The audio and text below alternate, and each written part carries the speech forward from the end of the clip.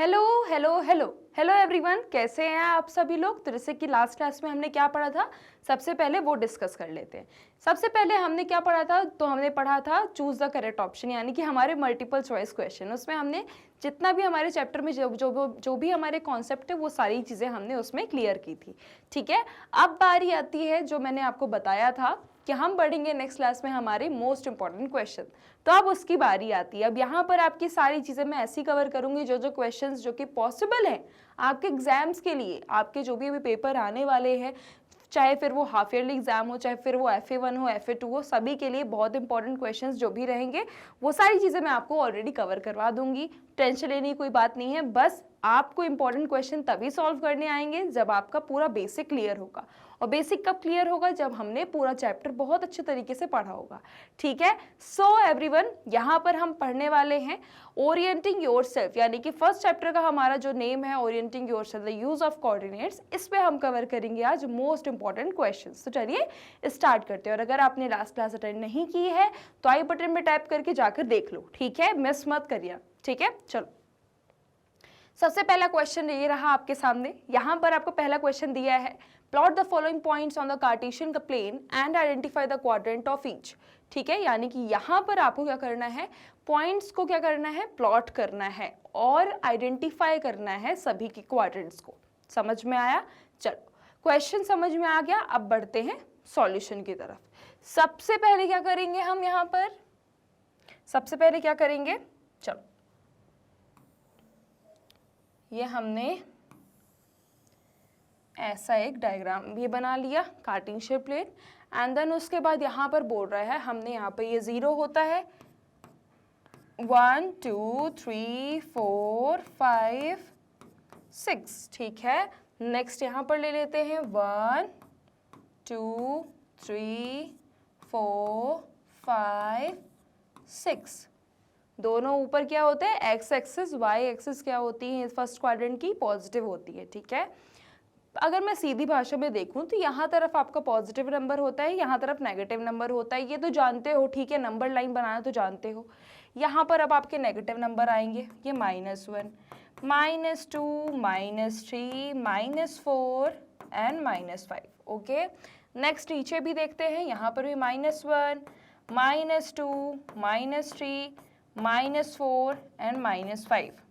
ठीक है, एंड बीच में क्या आता है, हमारा 0 आता है। ओके, अब इस पॉइंट को हम ओरिजिन बोलते हैं। ये हमारी एक्स एक्सिस हो गई, ये हमारी एक्स एक्सिस हो गई। ठीक है, ये हमारी एक्स एक्सिस हो गई और ये हमारी क्या हो गई, वाई एक्सिस हो गई। ठीक है, चलो अब इतना तो हो गया। अब मैम यहाँ पर बोल रहा है कि 3 और 4 पॉइंट को, ए पॉइंट को आपको क्या करना है, यहाँ पर बनाना है, प्लॉट करना है। तो देखो 3 कहाँ पर है, एक्स एक्सिस, ये क्या है आपका, रिप्रेजेंट करता है एक्स कोऑर्डिनेट। तो सबसे पहले 3 देखो, 3 ये है ना। ठीक है, अब उसके बाद 4 कहाँ पर है, 4 है यहाँ पर। ठीक है, 4 है आपका वाई कोऑर्डिनेट। तो 3 और 4 यानी कि 3 से एकदम 4 के सामने गए और यहाँ पर हमने प्लॉट कर दिया क्या, 3 और 4 यानी कि ए पॉइंट। ठीक है, इसको मैं इरेज कर देती हूँ। जस्ट एकदम 3 और 4 से जहां पर 3 और 4 मिल रहे हो वही आपका पॉइंट होता है। समझ में, वही कोऑर्डिनेट होता है। नेक्स्ट है -2 और 5। -2 कहाँ है, -2 आपका ये है। ठीक है, 5 कहाँ है, ये है, यानी कि जस्ट एकदम सामने, -2 के सामने और 5 के सामने हमने बना दिया ये बी नंबर। ठीक है, इसको मैं ये दे देती हूँ। ओके, चलो अब से सी नंबर क्या है, -4 -3। तो भाई दोनों ही नेगेटिव है। जब दोनों ही नेगेटिव होते हैं तो क्या बोलते हैं हम उसको, हम बोलते हैं थर्ड क्वाड्रेंट। ठीक है, तो दोनों ही नेगेटिव है, यानी कि -4 कहाँ पर है, ये है, और फिर -3 कहाँ पर है, ये है। तो -4 और -3 के जस्ट सामने ये कहाँ पर मिल रहे हैं, यहाँ पर। तो ये आपका सी पॉइंट हो गया। समझ में आ रहा है? चलिए अब बढ़ते हैं डी में। डी बोल रहा है 5 -2। 5 यानी कि एक्स कोऑर्डिनेट 5 है और वाई कोऑर्डिनेट -2 है। जस्ट -2 के सामने और 5 के सामने कहाँ पर मिल रहे हैं, ये दोनों यहाँ पर मिल रहे हैं। ठीक है, तो ये आपका हो गया डी पॉइंट। ठीक है, इस तरीके से क्वेश्चन को सॉल्व करना है। ठीक है, जब भी प्लॉटिंग की बात करें इसी तरीके से सॉल्व करना है। अब बताओ ये क्वाड्रेंट इन सभी क्या है, तो देखो फर्स्ट वाला जो हमारा ए नंबर है उसका क्वाड्रेंट कौन सा है, फर्स्ट। ठीक है, ये फर्स्ट क्वाड्रेंट है जिसमें दोनों ही क्या होते हैं, प्लस प्लस होते हैं।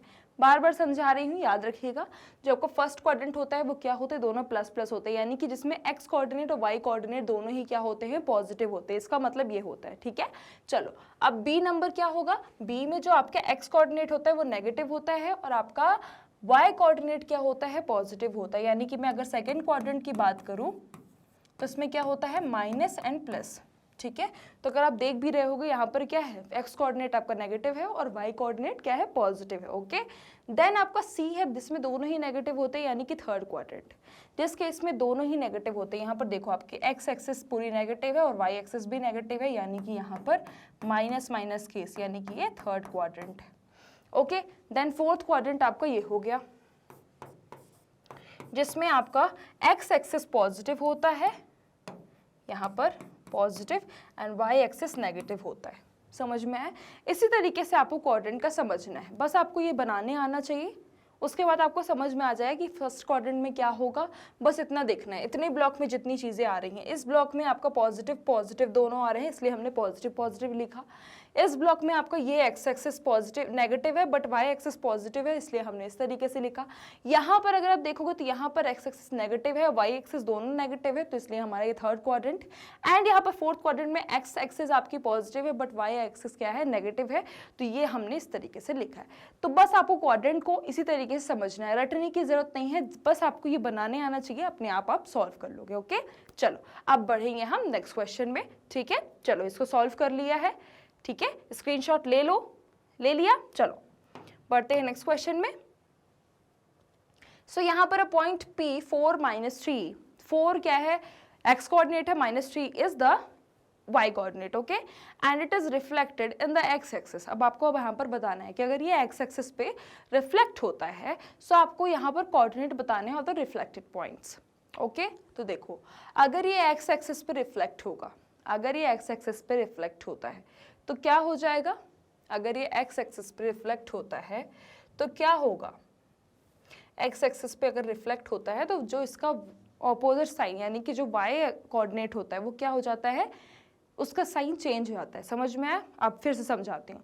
जब भी हम रिफ्लेक्शन की बात करते हैं, रिफ्लेक्टेड पॉइंट की बात करते हैं, तो उस केस में क्या होता है, अगर हम बोल रहे हैं कि ये पॉइंट एक्स एक्सिस पे क्या हो रहा है, रिफ्लेक्ट हो रहा है, तो हम क्या बताएंगे, जो इसका वाई कोऑर्डिनेट हो जाएगा उसका क्या होता है, सिर्फ साइन जो है चेंज हो आता है।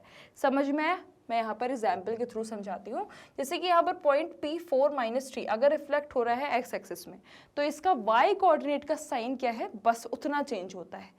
क्या चेंज होता है, सिर्फ आपकी जो साइन होती है, जिस भी एक्सिस पे पॉइंट रिफ्लेक्ट हो रहा है उसके अलावा जो दूसरा कोऑर्डिनेट होता है उसकी साइन चेंज हो जाती है, बस इतना याद रखना। ठीक है, जैसे यहाँ पर 4 - 3 है। ओके, सो यहाँ पर क्या हो जाएगा, 4 3 हो जाएगा। क्यों हो जाएगा, क्योंकि यहाँ पर आपकी जो -3 है, वाई जो एक्स एक्सिस है, ठीक है, एक्स एक्सिस पे अगर रिफ्लेक्ट हो रहा है यानी कि जो वाई कोऑर्डिनेट है उसका साइन जस्ट चेंज हो जाएगा। वाई कोऑर्डिनेट यहाँ पर -3 तो यहाँ पर हो गया क्या, +3। समझ में आया? ओके, चलो अगर वाई एक्सिस पर रिफ्लेक्ट होता है तो क्या होगा, अगर वाई एक्सिस पर रिफ्लेक्ट होता है तो सीधी सी बात है, बिल्कुल वही केस। वाई एक्सिस पे अगर रिफ्लेक्ट होता है यानी कि आपका जो साइन है, जो आपका एक्स कोऑर्डिनेट का साइन होगा वो चेंज हो जाएगा। समझ में आया? सो यहाँ पर आंसर हो गया -4 - 3। देन अगर अब बोथ एक्सिस पर रिफ्लेक्ट हो रहा है तो इसका आंसर क्या हो जाएगा, सीधी सी बात है, दोनों का साइन चेंज कर दो, दोनों का साइन चेंज कर दो। 4 की जगह -4 कर दो एंड इसकी जगह आप 3 कर दो, बस। ये -3 तो इसकी जगह 3 कर दिया। ठीक है, so find the coordinate of the reflected points. तो हमने ये सभी के कोऑर्डिनेट्स लिख दिए हैं। ओके, समझ में आया? अब अगर मैं आपको फिर से बोलूँ कि अगर एक्स एक्सिस पे कोई भी पॉइंट रिफ्लेक्ट हो रहा है तो उसका वाई कोऑर्डिनेट का साइन बस चेंज होगा। ठीक है, अगर वाई एक्सिस पे कोई पॉइंट रिफ्लेक्ट हो रहा है तो उसका एक्स कोऑर्डिनेट का साइन चेंज हो जाएगा। ठीक है, चलो नेक्स्ट बढ़ते हैं। Find the distance between A and B। ठीक है, ये दोनों उसके कोऑर्डिनेट दिए हुए हैं, आपको डिस्टेंस फाइंड करना है। कैसे डिस्टेंस फाइंड करते हैं, फॉर्मूला क्या होता है, x2 - x1 the whole square plus y2 - y1 the whole square. ठीक है, अब यहाँ पर क्या होगा, x2 क्या है इसमें, ये है। ठीक है, 7 - 2 the whole square plus y2 क्या है 15 - y1 क्या है 3। ठीक है, होल स्क्वायर। आंसर क्या होगा इसका 7 - 2 यानी कि 5 का स्क्वायर प्लस 15 - 3 यानी कि 12 का स्क्वायर। कितना हो गया ये 25 प्लस 144 यानी कि 169। ये किसका स्क्वायर रूट होता है 13 का। सो इसका आंसर क्या होगा 13 होगा। क्या होगा इसका आंसर 13। ठीक है, चलिए इसको आप नोट डाउन कर लो।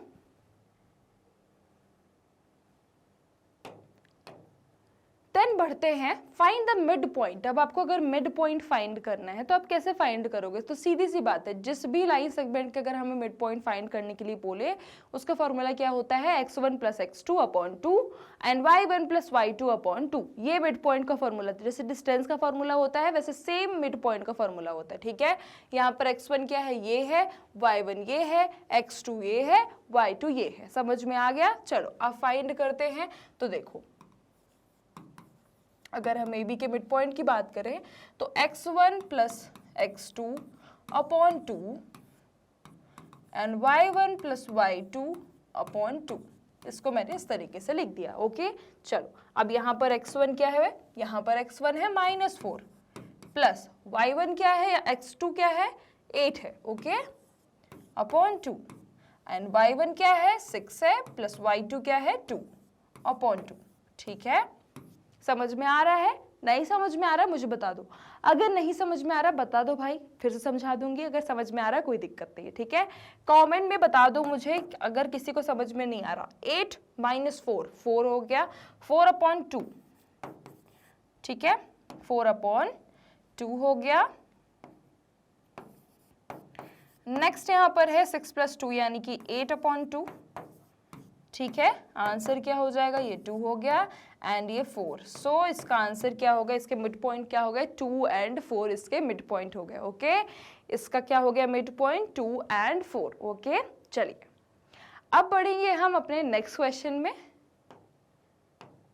सो यहाँ पर है आपका question, state whether the following points lie on the X axis, Y axis और ओरिजिन। ठीक है, अब यहाँ पर आपको बताना है कौन सा पॉइंट जो है एक्स एक्सिस पे लाई करेगा, कौन सा पॉइंट वाई एक्सिस पे लाई करेगा, कौन सा पॉइंट ओरिजिन पे। ठीक है, तो मैंने क्या बताया था कि अगर कोई पॉइंट एक्स एक्सिस पे लाई करता है तो एक्स एक्सिस के अलावा यानी कि एक्स कोऑर्डिनेट के अलावा जो वाई कोऑर्डिनेट होता है वो 0 हो जाता है। जो भी पॉइंट जिस भी एक्सिस पे लाई करता है, फिर सरल भाषा में बताऊं, जो भी पॉइंट जिस भी एक्सिस पे लाई करता है उसके अलावा दूसरा कोऑर्डिनेट 0 हो जाता है। समझ में आया? अब यहाँ पर देखो, अगर ये 0 है, यहाँ पर 5 है, तो सीधी सी बात है पॉइंट कहाँ पर लाई कर रहा होगा वाई एक्सिस पे, क्योंकि ये क्या है वाई कोऑर्डिनेट है।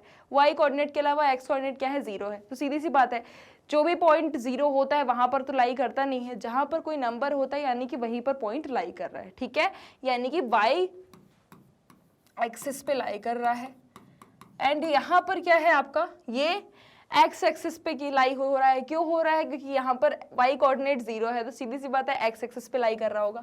जो भी कोऑर्डिनेट 0 है ना यानी कि उस पे तो लाई नहीं कर रहा है। समझ में आया? अब तो यहाँ पर क्या आंसर हो गया एक्स एक्सिस।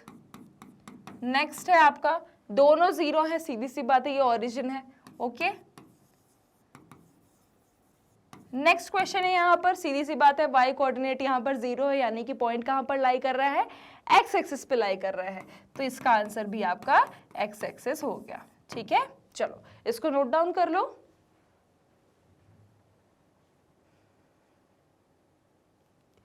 चलिए समझ में आ रहा है?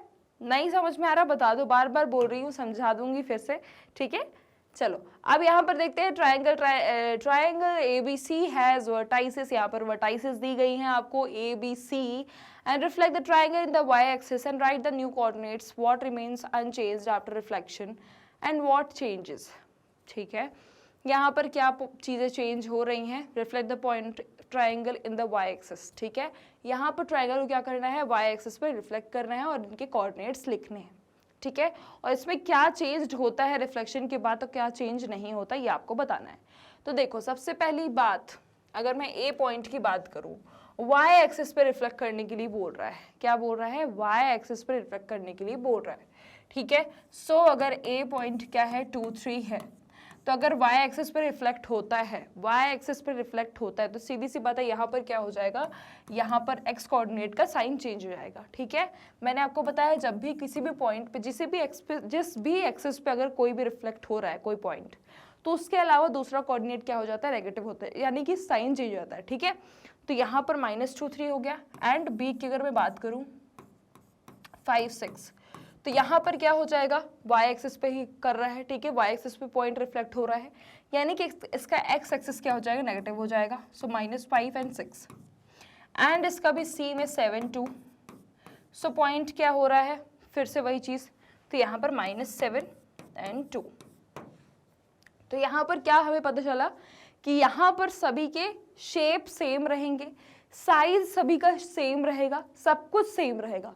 चेंज क्या होगा, सिर्फ यहाँ पर जो आपके x कोऑर्डिनेट है, x कोऑर्डिनेट के साइन चेंज हो रहे हैं। सिर्फ क्या चेंज हो रहा है, x कोऑर्डिनेट का साइन चेंज हो रहा है और डायरेक्शन चेंज हो रही है, ठीक है। समझ में आया, क्या चेंज हो रहा है, सिर्फ x कोऑर्डिनेट के साइन एंड डायरेक्शन चेंज हो रही है। ओके, चलिए अब बढ़ेंगे हम यहाँ पर नेक्स्ट क्वेश्चन में। सो यहाँ पर नेक्स्ट क्वेश्चन दिया है, find distance covered along x axis, distance covered along y axis, total distance between the point for a 3 4 and b 7 1। ठीक है, चलो यहाँ पर हमें सबसे पहले कि x एक्सिस की डिस्टेंस बतानी है। तो भाई साहब कैसे बताएंगे x एक्सिस की डिस्टेंस, सीधी सी बात है, x2 माइनस x1 कर दो, ठीक है। x2 माइनस x1 करोगे अगर, 7 माइनस 3 कर दोगे अगर, तो कितना आ जाएगा, 4 आ गया, यानी कि x एक्सिस की आपकी डिस्टेंस आ गई। अब y एक्सिस की कैसे करोगे, y2 माइनस y1, सो 1 माइनस 4 कितना होता है, 3 होता है। 1 माइनस 4 क्या होता है, -3 होता है, बट डिस्टेंस कभी भी -3 नहीं होती है, तो हम यहाँ पर क्या लगा देंगे, बार लगा देंगे। जब भी आप कहीं पर बार लगा देते हो तो जो नेगेटिव वैल्यू होती है वो बाहर आती है तो पॉजिटिव हो जाती है, समझ में आया। बार आप लगा देते हो तो क्या होता है, आपकी वैल्यू पॉजिटिव हो जाती है, यानी कि आपका आंसर हो गया 3, ठीक है, क्योंकि डिस्टेंस कभी भी आपकी नेगेटिव नहीं हो सकती है। ओके, देन उसके बाद यहाँ पर आपको टोटल डिस्टेंस फाइंड करनी है। तो फॉर्मूला क्या होता है मैम, फॉर्मूला जैसे कि हमें जानते हैं क्या होता है कि 7 माइनस 3 द होल स्क्वायर, यानी कि x2 minus x1 the whole square plus y2 minus y1 the whole square. Okay, so यहाँ पर 1 minus 4 the whole square, so 4 the whole square, यानी कि यहाँ पर हो गया -3 द होल स्क्वायर। ये हो गया आपका 16 और ये हो गया आपका 9, ये आपका 25 और ये आपका आंसर हो गया 5, यानी कि टोटल डिस्टेंस आपकी कितनी आ गई, 5 आ गई। ठीक है, x एक्सिस की आपने डिस्टेंस निकाली, y एक्सिस की डिस्टेंस निकाली और यहाँ पर आपने टोटल डिस्टेंस भी निकाली। ओके, चलिए अब बढ़ेंगे हम अपने नेक्स्ट क्वेश्चन में। सो नेक्स्ट क्वेश्चन हमारा कौन सा होगा, ये तो अब देखने के बाद ही पता चलेगा। चलो, a park is represented on a coordinate plane, एक पार्क है जो कि कोऑर्डिनेट प्लेन में रिप्रेजेंट है। कोऑर्डिनेट प्लेन यानी कि x एक्सिस y एक्सिस, समझ में आया, चलो समझ में आ गया। A fountain is at 2 5, fountain 2 5 उसकी पॉइंट दिया है, एंड बेंच का पॉइंट दिया है 8 5, ठीक है, कोई दिक्कत नहीं है। Find the distance between them, अब बोल रहे हैं यहाँ पर कि डिस्टेंस बताओ। फॉर्मूला हम लगा सकते हैं, सीधी सी बात है, x2 minus x1 the whole square plus y2 minus y1 the whole square, but हम इतना क्यों कर रहे हैं, सीधी सी बात है, यहाँ पर आपके y कोऑर्डिनेट दोनों क्या है, सेम है। y कोऑर्डिनेट क्या है आपके, y coordinate are the same, ठीक है, दोनों क्या है, सेम है। तो सीधी सी बात है, इसका x एक्सिस क्या होगा, x एक्सिस में ही चेंजेस आएंगे, यानी कि 8 माइनस 2, ठीक है, यानी कि x2 माइनस x1, तो आंसर कितना हो गया, 6 हो गया। ठीक है, तो 6 यूनिट इसका आंसर होगा, और जो आपका डिस्टेंस होगी वो 6 यूनिट हो गई, और आपको पता चल गया कि जो आपका आंसर होगा वो क्या होगा, हॉरिजेंटल प्लेन में, क्योंकि x एक्सिस क्या होती है आपकी, हॉरिजेंटल होती है, तो आंसर आपका क्या होगा, हॉरिजेंटल प्लेन में होगा। समझ में आया, चलो अब यहाँ पर हम क्वेश्चन देखते हैं। Next, assertion reflection in the y axis changes the sign of the y coordinate. ठीक है, यहाँ पर एक असर्शन दिया है कि जो आपका रिफ्लेक्शन होता है y एक्सिस का, वो y कोऑर्डिनेट का साइन चेंज कर देता है। भाई बिल्कुल भी नहीं होता, y एक्सिस पे अगर है कोई कोऑर्डिनेट तो उसका रिफ्लेक्शन x कोऑर्डिनेट पे क्या होगा, चेंज होगा, y कोऑर्डिनेट का चेंज नहीं होता। ठीक है, तो असर्शन तो यहाँ पर फॉल्स है। नेक्स्ट है यहाँ पर reflection changes the perpendicular distance from the y axis. ठीक है, अब यहाँ पर रिफ्लेक्शन चेंजेस, यहाँ पर रिफ्लेक्शन क्या हो रहे हैं, चेंज हो रहे हैं, the perpendicular distance from the x axis. अब यहाँ पर आपको एक्सिस, यहाँ पर आपको रीजन दिया है, तो आंसर क्या होगा, यहाँ पर आंसर क्या होगा बताइए, आंसर क्या होना चाहिए। सो आंसर यहाँ पर होगा both true and reason explain assertion, both true but reason does not explain assertion. ठीक है, यहाँ पर ऑप्शन दिए हैं असर्शन ट्रू, रीजन फॉल्स, ठीक है, and assertion false, reason true. तो यहाँ पर आपका आंसर होना चाहिए both true and reason explain assertion. ठीक है, so A is the answer. Okay, चलिए, क्योंकि यहाँ पर रीजन क्या है आपको समझाया गया है कि जब रिफ्लेक्शन क्या हो जाएगा, परपेंडिकुलर डिस्टेंस पे होगा फ्रॉम द एक्सिस, तब जाकर ये आपका असर्शन फॉलो होगा, वरना नहीं होगा। ठीक है, सो आंसर आपका ए होगा। देन उसके बाद है आपका question number 10, a point on the X axis has y coordinate equal to 0 and reason every point on the X axis is at 0 distance from the X axis. ठीक है, सो इसका answer होना चाहिए आपका क्या, बोथ फॉल्स, दोनों ही क्या है आपके यहाँ पर फॉल्स है। ठीक है, चलो next, find the distance between points. अब आपको यहाँ पर डिस्टेंस फाइंड करनी है ये दोनों पॉइंट्स के बीच की। ठीक है, and what do you observe about the x coordinate. अब आपने यहाँ पर एक्स कोऑर्डिनेट में क्या ऑब्जर्व किया, तो देखो अगर मैं यहाँ पर देखूँ एक्स कोऑर्डिनेट पे तो क्या है, दोनों के दोनों सेम है। ठीक है, एक्स कोऑर्डिनेट सेम है, यानी कि एक्स कोऑर्डिनेट का तो खत्म हो गया। ठीक है किस्सा। अब यहाँ पर हम क्या करेंगे, y2 माइनस y1 करेंगे। ठीक है, सो -7 -3, ठीक है, तो कितना हो गया ये, -10 हो गया। -10 तो डिस्टेंस होती ही नहीं, तो मैंने क्या बताया, बार लगाना बताया है, तो क्या हो जाएगा आपको, पॉजिटिव हो जाएगा। तो सीधी सी बात है, आपकी डिस्टेंस कितनी आ गई, 10 आ गई। समझ में आया। अब यहाँ पर क्या है, जो आपका पॉइंट होगा वो किस पे होगा, आपका वर्टिकल लाइन पे होगा। पॉइंट कहाँ पर होगा, वर्टिकल लाइन में, क्योंकि यहाँ पर क्या है, एक्स कोऑर्डिनेट आपके सेम है। ठीक है, समझ में आया। तो वर्टिकल लाइन मैंने क्यों बोला, क्योंकि यहाँ पर क्या हो रहा है, सिर्फ y कोऑर्डिनेट की हम डिस्टेंस फाइंड कर रहे हैं। ओके, चलो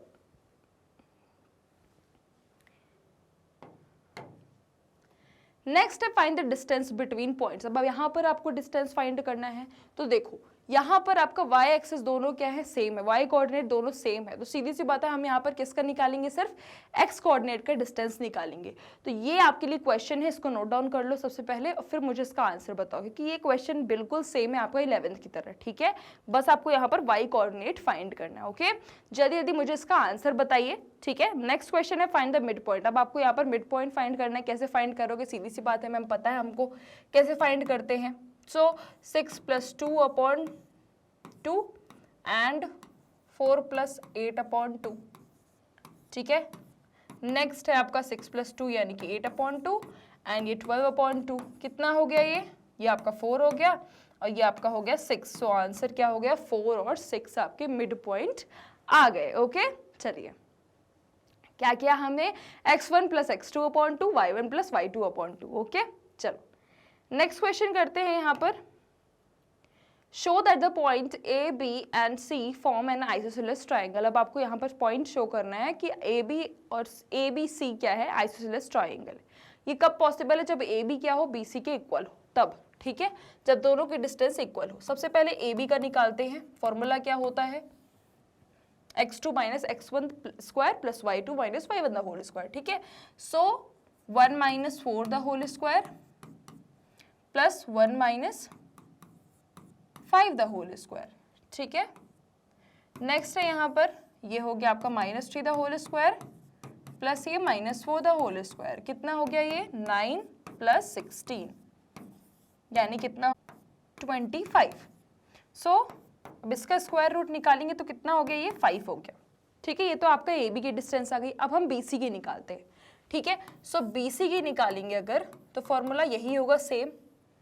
या अब यहाँ पर क्या हो जाएगा, x2 - x1। यहाँ पर अब x2 क्या है, ये है, और ये x1 है। ठीक है, तो 7 - 4 the whole square plus 1 - 5 the whole square. तो कितना हो गया ये आपका 3 का square plus -4 the whole square. Answer कितना हो गया, 9 + 16। ठीक है, 9 + 16 यानी कि 25 का square root, answer 5। A B और बी सी क्या है, यहाँ पर इक्वल है। सो आपका ये क्या है, ये आपका आइसोसेलेस ट्राइंगल है। ओके, ठीक है, दोनों की डिस्टेंस क्या है, इक्वल है। So this is the isosceles triangle. Okay, next question बढ़ते हैं। नेक्स्ट क्वेश्चन हमारा क्या है, the mid point of a x4 and b68 is 5 6। अब आपको यहाँ पर मिड पॉइंट दिए हुए हैं और अब आपको x की वैल्यू फाइंड करनी है, ठीक है। सो फॉर्मूला क्या होता है, जैसे कि हम जानते हैं फॉर्मूला हमारा होता है, फॉर्मूला क्या होता है, AB is equal to x plus 6/2 and 4 plus 8/2, ठीक है, इज इक्वल टू कितना दिया है 5 एंड 6, ठीक है, समझ में आया। अब यहाँ पर देखो 4 प्लस 8/2 इसका कोई मतलब नहीं है, क्योंकि यहाँ पर तो वैल्यू हमारी सीधी सी बात है, यहाँ पर तो किसी चीज़ की वैल्यू निकालनी नहीं है, तो हम इसको हटा देंगे, ठीक है, इतना हम पार्ट अब हटा देंगे। अब यहाँ पर हम सिर्फ क्या लेंगे, x प्लस 6/2 और इसका सिर्फ x कोऑर्डिनेट, ठीक है, x कोऑर्डिनेट हमने इसका ले लिया। अब यहाँ पर हम फाइंड करेंगे x प्लस 6, ये 2 इंटू 5 हो जाएगा, क्रॉस मल्टीप्लाई, तो x प्लस 6 इक्वल 10 हो गया। अब ये जो है 6 माइनस हो गया, आंसर आ गया आपका 4। सो x कितना आ गया, x की वैल्यू आ गई आपकी 4, ठीक है। चलो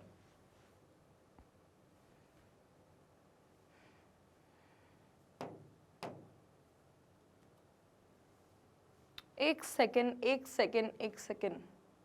x प्लस 6/2, ओके, ठीक है, करेक्ट है। चलिए, सो आपका यहाँ पर मोस्ट इंपॉर्टेंट क्वेश्चंस यहीं पे खत्म होते हैं। मिलेंगे नेक्स्ट क्लास में और उसमें हम पढ़ेंगे हमारे वन शॉर्ट रिवीजन, यानी कि पूरे चैप्टर का रिवीजन होगा, ठीक है। सो मिलते हैं नेक्स्ट क्लास में। सो आई क्लास के लिए, आई के वीडियोस के लिए आप हमारे यूट्यूब चैनल, वेबसाइट, एप्लीकेशन को विजिट कर सकते हैं। मैग्नेट ब्रेन्स आपको प्रोवाइड करता है ये सभी टॉप कोर्सेज जो कि इंग्लिश और हिंदी दोनों मीडियम में अवेलेबल है, with high quality education, 100% free of cost. E notes and e books की लिंक आपको डिस्क्रिप्शन बॉक्स में मिल जाएगी। सो लाइक, शेयर, सब्सक्राइब करना बिल्कुल भी मत भूलिएगा। अपना ध्यान रखिएगा। Thank you so much.